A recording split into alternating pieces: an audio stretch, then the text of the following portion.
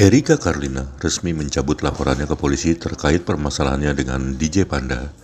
Berikut pernyataan kuasa hukum Erika Karlina, Muhammad Faisal, terkait perdamaian kasus pengancaman yang dilaporkan terhadap Giovanni Surya Saputra atau DJ Panda di kawasan Kemang, Jakarta Selatan, Rabu 24 Desember 2025. Panda. Untuk itu ada beberapa poin yang harus dijelaskan oleh advokat Faisal Ahmed, Sarjana Hukum dan Bisnis Hukum, tentang pencabutan perkara oleh klien kami, yaitu Erika. Silakan. Oke, baik, selamat siang rekan-rekan media semua. Perkenalkan, kami kuasa hukum dari saudari Erika Karlina. Pertama-tama mengucapkan selamat Natal dan Tahun Baru. Salam hangat dari Erika dari Bali kepada kawan-kawan jurnalis, kawan-kawan media semua. Mohon maaf tidak bisa ikut hadir konferensi pers pada siang hari ini karena yang bersangkutan sedang merayakan Natal dan Tahun Baru di Bali. Kita fokus terkait dengan perkembangan perkara sebagaimana LP 5027 yang mana telah dilaporkan oleh klien kami di Polda Metro Jaya, yang mana saudara-saudara ketahui bahwa LP tersebut sejak tanggal 30 September 2025 status hukumnya telah naik ke tahap penyidikan, dan pada saat tahap penyidikan tersebut telah ada permohonan restoratif justice yang dilayangkan oleh pihak terlapor, DJP dan kuasanya. Pada saat restoratif yang pertama itu dihadirkan oleh saudari Erika dan ternyata pada saat itu deadlock. Pada saat RG yang kedua, selanjutnya segala penanganan, segala koordinasi, segala komunikasi dan lain-lainnya itu diserahkan kepada kami selaku kuasa, pun juga dari pihak terlapor dijelaskan dan dikuasakan kepada kuasanya. Nah, dalam dinamika yang cukup panjang itu, kurang lebih sekitar 1 bulan, kami berdiskusi lebih lanjut untuk berusaha semaksimal mungkin antar kuasa agar perkara ini dapat diselesaikan dengan baik. Sebagaimana yang saudara ketahui, kawan-kawan jurnalis ketahui, kami telah melaksanakan RJ kedua dan benar terkait dengan pemberitaan yang dilakukan oleh Humas Polda bahwa pada tanggal 18 Desember 2025 klien kami telah resmi membuat dan mencabut laporan polisi di Polda Metro Jaya. Namun perlu kami jelaskan di sini bagaimana perjalanan panjang sehingga seorang Erika Karlina dalam perkara ini selaku korban mencabut laporan polisinya tentu tidak serta-merta. Yang paling esensial yang menjadi motivasi yang bersangkutan mencabut laporan di sini semata-mata untuk dan atas nama anaknya, demi masa depan anaknya dan demi kebaikan anaknya. Nah, pada saat tanggal 16 Desember 2025 secara inisiasi pihak terlapor telah melakukan konferensi pers, di mana konferensi pers tersebut substansinya ada 2 hal. Yang pertama adalah memohon maaf secara terbuka kepada Erika, yang kedua adalah mengakui perbuatan-perbuatannya. Kami konsisten sebagaimana yang dijelaskan pada pemberitaan sebelumnya bahwa dalam perkara ini berdasarkan Perpol nomor 8 tahun 2021 terkait dengan penanganan perkara secara keadilan restoratif, karena perkara ini ada kaitannya dengan IT, maka ada aturan administratif khusus atau syarat formil yang khusus, tepatnya pada pasal 8 itu dijelaskan bila mana halnya perkara yang kaitannya dengan IT, maka harus memuat terkait dengan permohonan maaf yang di-up melalui media, sehingga itu menjadi cikal bakal sebagai syarat formil agar perkara tersebut dapat tidaknya dilanjutkan untuk meneruskan permohonan maaf dan terjadinya perdamaian. Nah, di situ DJP telah melakukan kedua hal tersebut sebagaimana yang diinginkan oleh klien kami. Pertama, meminta maaf di hadapan media, mengakui perbuatannya.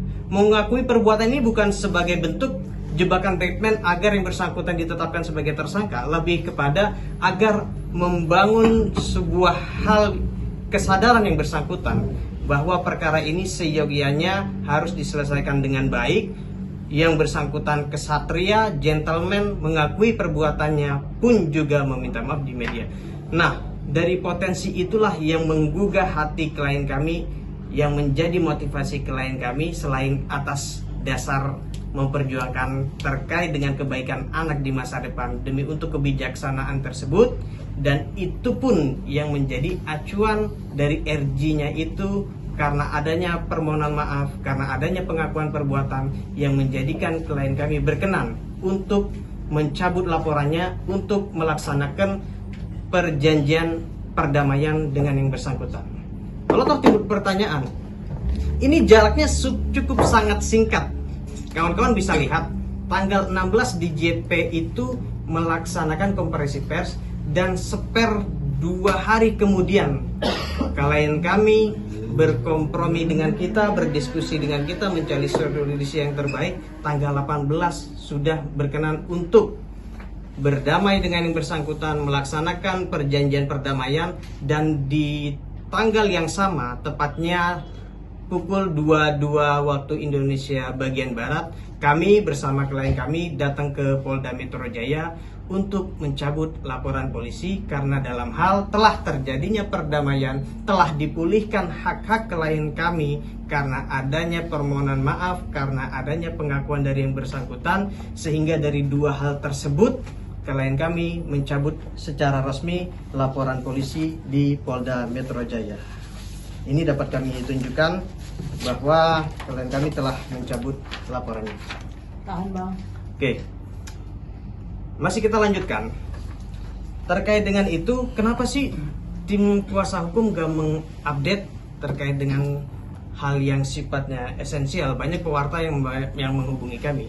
Jawabannya adalah karena sejak perkara dicabut itu tidak serta-merta terbit SP3.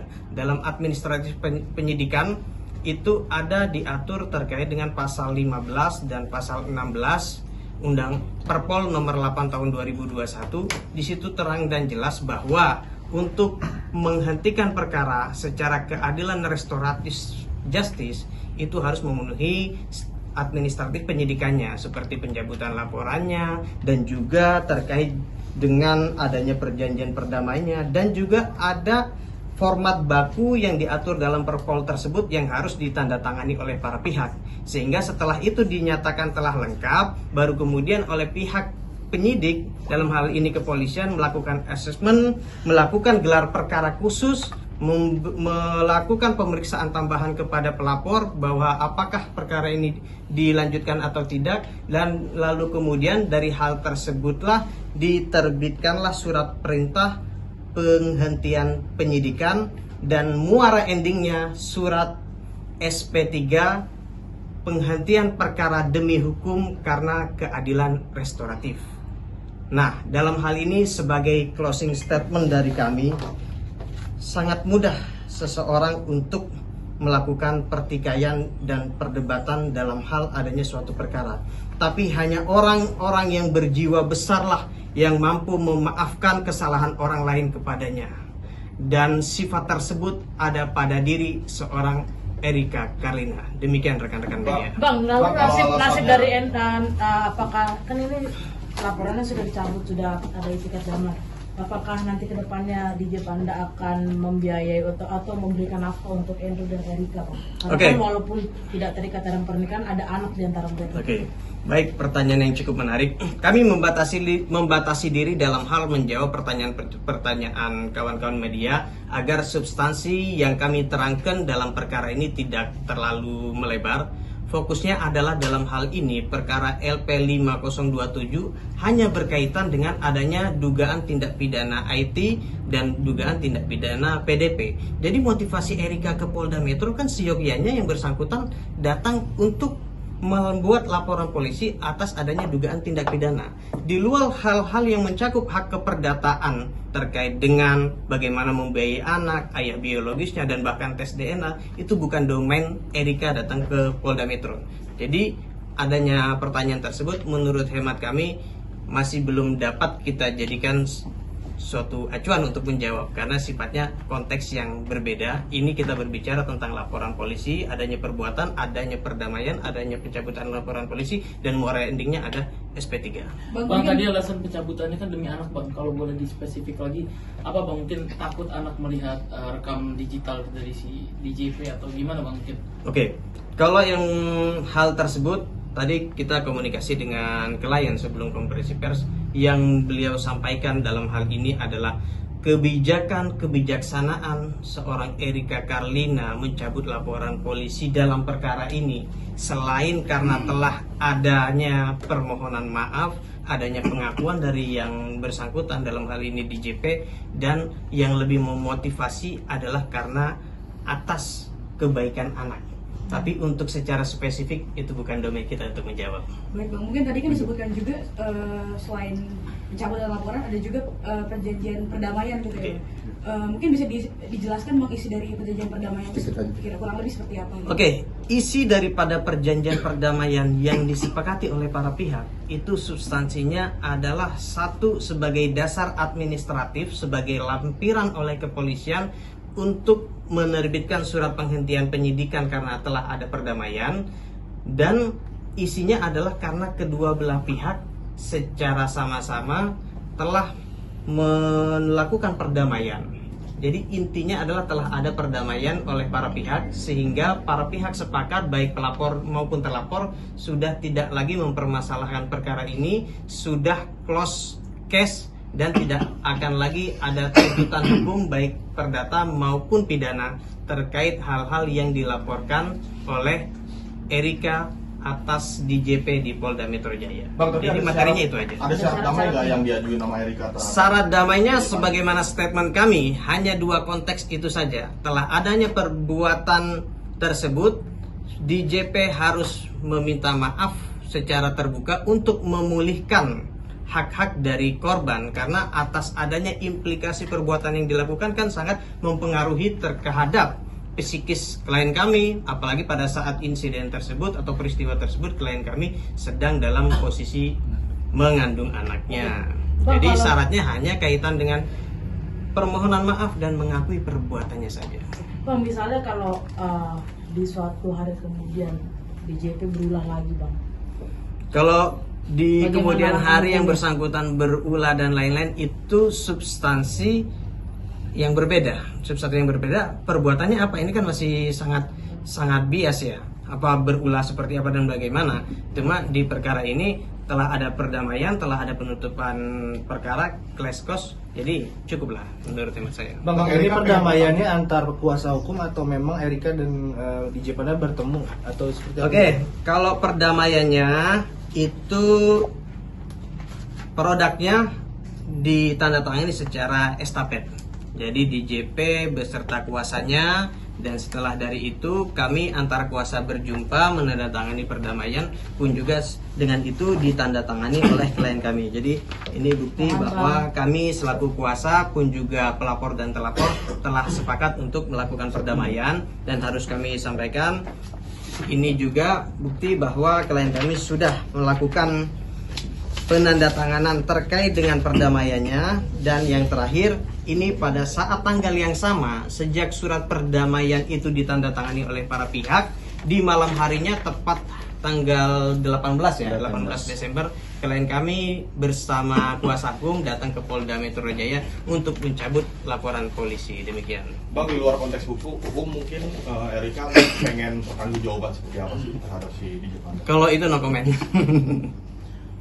Tapi kalau DJP sendiri sebelumnya mengajukan proposal perdamaian nggak Bang? Kalau iya, apa mungkin poin yang diakomodir di perdamaian sekarang? Oke, kalau mau melanjut atau mengikuti perkembangan perkaranya kan proposal perdamaian atau pengajuan restoratif justice ini kan ada dua tahap. Yang pertama diajukan langsung, yang kedua adalah bersama dengan kuasa yang diwakili oleh kuasa pelapor. Nah, di situ proposal perdamaian yang pada substansinya adalah DJP mengakui perbuatannya, bersikap dan mau untuk melakukan perdamaian dan permintaan maaf secara terbuka. Jadi melakukan hal tersebut juga kita akomodir bahwa materi-materi yang disampaikan oleh DJP maupun kuasanya secara substansi telah memenuhi, tinggal penyelarasannya. Nah, karena penyelarasannya itu sudah ada dan bentuk actionnya juga sudah ada, jadi nggak ada alasan lagi untuk kita tidak mengamini perdamaian yang bersangkutan, mengindahkan perdamaian yang bersangkutan,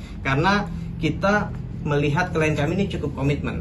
Kalau yang bersangkutan itu begitu melakukan permintaan maaf di hadapan media, nggak menunggu waktu 3 hari, 2 hari langsung telah terjadi perdamaian dan pencabutan laporan polisi. Tinggal kita melihat update perkembangannya yang disampaikan oleh pihak kepolisian, apakah telah dilakukan gelar perkara khusus, apakah telah terbit perintah penyidikan dalam hal penghentian perkara, dan apakah telah terbit TAP SP3-nya demi hukum karena adanya keadilan restoratif. Tapi emang dari awal Erika memang kepengennya si DJ Panda ini hanya meminta maaf saja gitu Bang ya, dari awal melaporkan. Kalau motivasi perkembangan perkaranya, kita lebih kepada yang bersangkutan meminta maaf dan mengakui perbuatannya. Tapi di sisi lain, karena perkara ini telah cukup adanya perbuatan tindak pidana, sehingga pihak Polda Metro Jaya telah melakukan gelar perkara, penyidik pun melihatnya di sini ada tindak pidananya. Karena konteks perkara ini adalah delik aduan, maka dikembalikan lagi kepada si pihak pengadu. Beda konteksnya kalau delik umum sekalipun ada perdamaian, perkara bisa tetap berlanjut. Kira-kira demikian. Sekarang sudah benar-benar clear nih, perkara sudah berhenti di Polda atau seperti apa Bang? Perkaranya sudah resmi kami cabut sejak telah terjadi perjanjian perdamaian dan sejak dicabut laporan polisi. Tinggal bagaimana proses administratif penyidikannya dalam hal pencabutan laporan polisi itu diakomodir. Aturan juklak juknisnya diatur dalam ketentuan pasal 15, pasal 16 Perpol yang telah kami sampaikan. Jadi estafetnya gelar perkara khusus dulu, kemudian terbit surat perintah penyidikan penghentiannya, baru terbit SP3-nya. Jadi kalau misalkan dipertanyakan kapan SP3-nya, silakan hubungi Humas Polda. Oke, jika tidak ada pertanyaan lagi, kita ditutup untuk hari ini pertemuan. Bang, dari Erika mungkin ada yang disampaikan mungkin Bang. Mungkin bisa video call Erika Bang. Oke, tadi kami sudah konfirmasi ke beliau saat ini